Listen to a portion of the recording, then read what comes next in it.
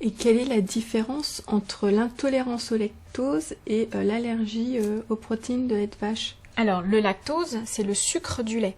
Les protéines, c'est un composant différent du sucre. Donc on parle par exemple des protides, des glucides et des lipides dans chaque aliment.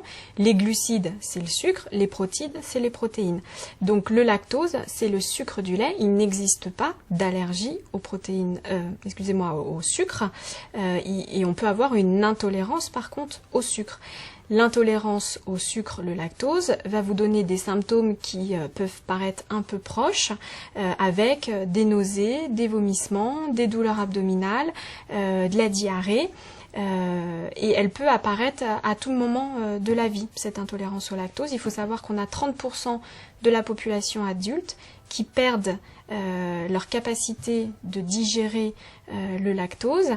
Et en fait, cette digestion est liée à une enzyme qu'on appelle la lactase, qui est sur le sommet des villosités de la paroi intestinale.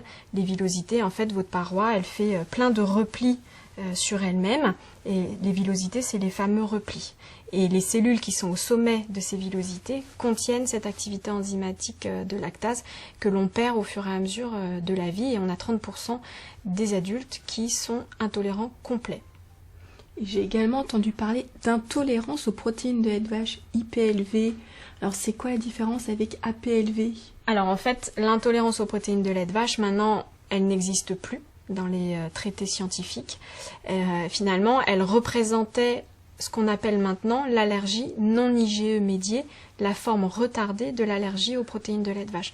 Donc on ne parle plus d'intolérance aux protéines de lait de vache, ou tout du moins, il faut bien expliquer que c'est la forme retardée d'allergie aux protéines de lait de vache dans laquelle il n'y a pas de fabrication d'anticorps, nos fameux IgE.